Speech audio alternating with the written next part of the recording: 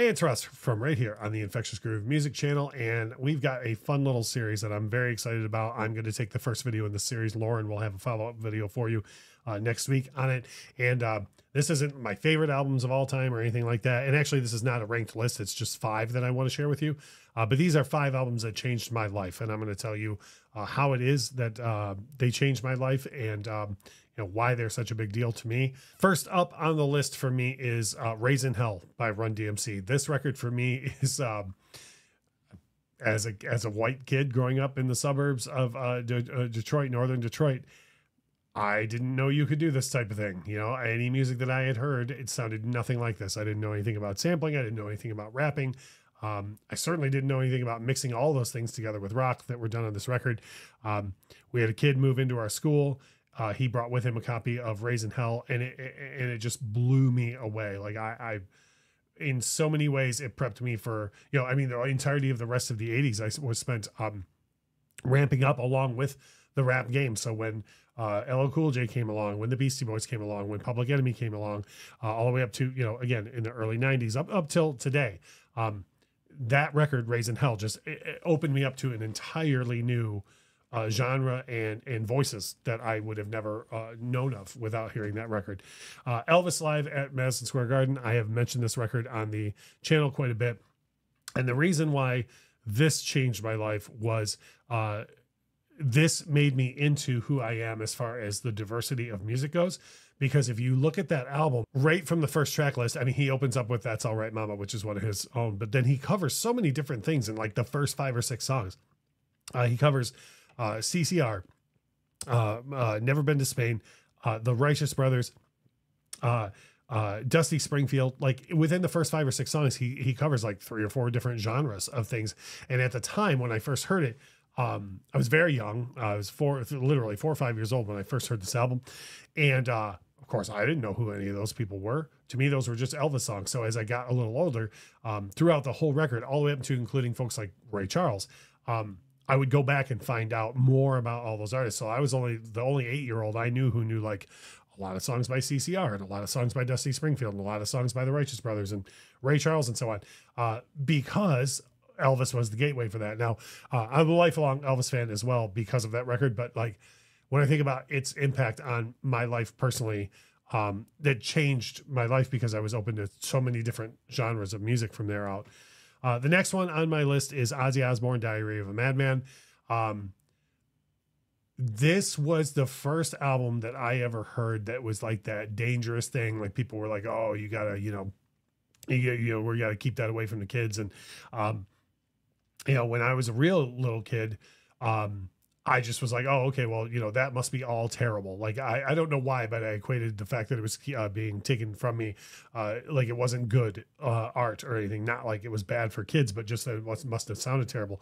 Then I had a cousin of mine play for me Diary of a Madman, and I was blown away by the artistry on there.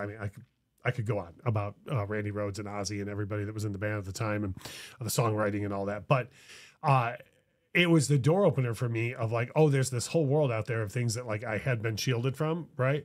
And that, I should look into each of those things to see if I like them or if they're for me. And it also taught me to look into the lyrics and the meaning behind things. Like instead of just hearing someone say, Ozzy has a terrible message for kids, like listening to lyrics of stuff like Over the Mountain and Flying High Again and judging for myself like what those things meant was a real big game changer for me. The last 2 on the list, one of which is my favorite album of all time, Pink Floyd, The Wall. In many ways, this kind of echoes my thoughts on Run DMC, where when I first heard The Wall, it would have been in the late 80s. And I was just blown. Again, it was like with Run DMC, it was like, I can't believe you can do that. Like all I had heard up to that point in life was very structured songs, whether it was the rap or rock or country and Western or whatever it was, I had heard all very structured music, verse, chorus, and I love all that stuff.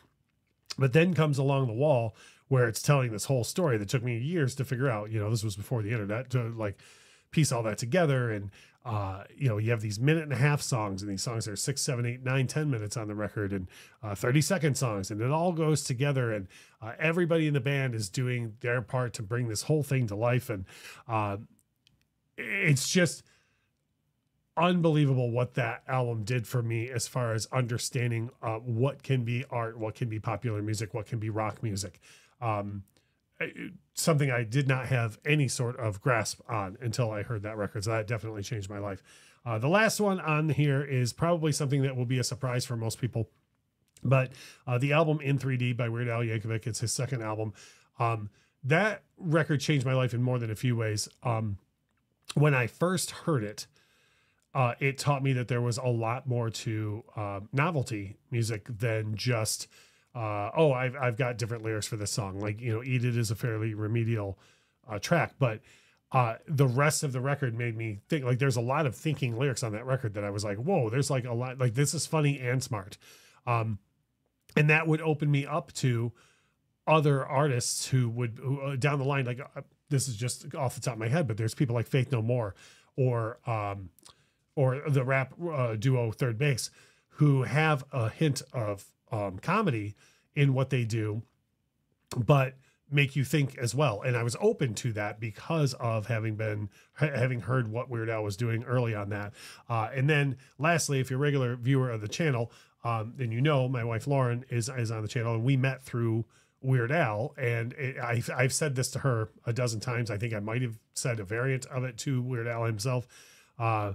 But, you know, if you had told me when I was buying that record that eventually it would lead me to my wife, I would have been like, that's what you just said makes no sense. You know, like, because where are you going to find that out of a Weird Al record? But it's not just, you know, oh, I met my wife out of it, but I met a person with a lot of the same ideals and whatnot who appreciates the same things because of the same things that were on that record. There's a lot more going on than just Eat It, and you can be funny and thoughtful at the same time, and intelligent followed by funny, or funny followed by intelligent.